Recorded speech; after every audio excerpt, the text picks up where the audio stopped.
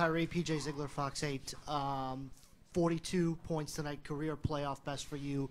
What was the difference, and when did you kind of flip that switch, if you will, there in the second half? We knew going into halftime that we hadn't played our best basketball, so it was a conscious choice that we had to make on our end. How bad do we want it?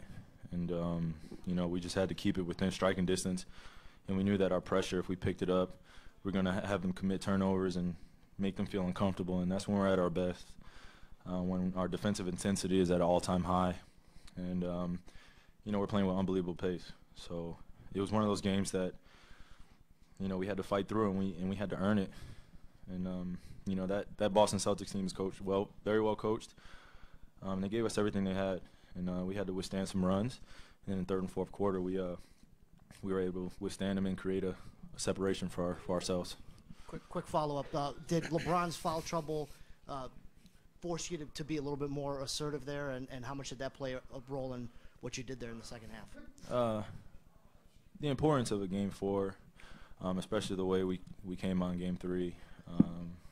In the back of my mind, I was like, I'm saying to myself, they cannot tie up this series. They cannot. We cannot go to Boston 2-2 and then it becomes almost an even series. And for us, our focus level has to be at an all-time high. And the little things that matter, that's going to make the difference within the game. You saw Kevin doing it, being a man down low. Tristan, JR giving us some great minutes. Richard Jefferson, Darren, Kyle, everybody's effort. We needed everything tonight. And, and we all need that from one another in order to be a great team, especially for what we're trying to accomplish. That Celtics team is not going to give up, and they're going to continue to attack us, and we have to be able to face adversity, look it in the face, and say that you're not going to win today. And I'm telling my guys on the court the whole entire game, we've been through this before. We've seen this, we've experienced this, and we're going to get through this. And from that point on, it clicked. Shai Goldenberg, Hoops Israel. Congrats on an excellent game.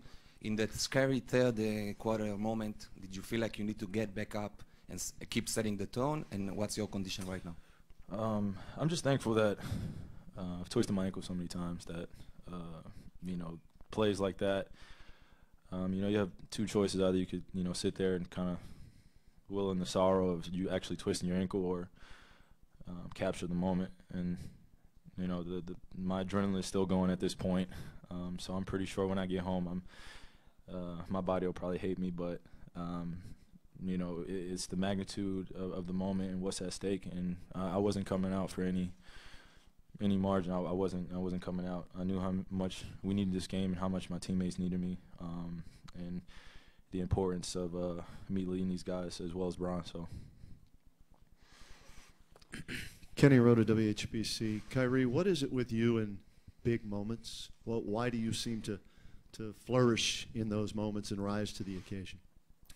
Just being prepared mentally first, and then letting the physical tools that God has blessed me with take over, and really being just fearless in terms of my approach. When you have a special player like Bron on your team, sometimes you can get caught watching, and you allow him to be great. And then in the case of occasional games where it's my job to be aggressive in all facets and keep us within the game and constantly stay in attack mode.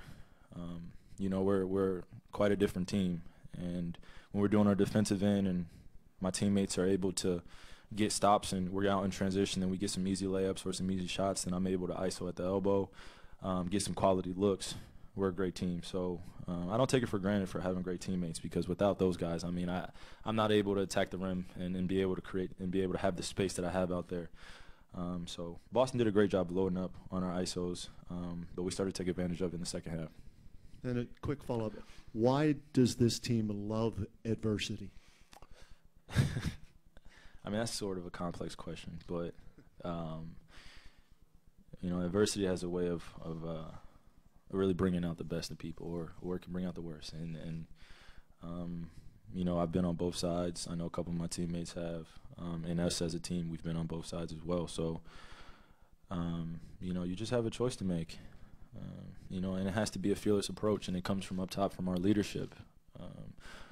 You know, I'm not going to waver.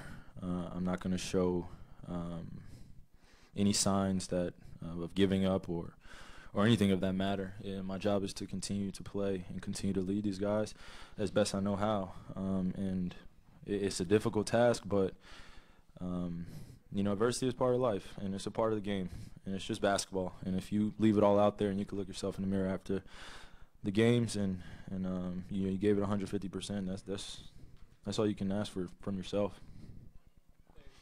Dave McMenamin, ESPN. Kyrie,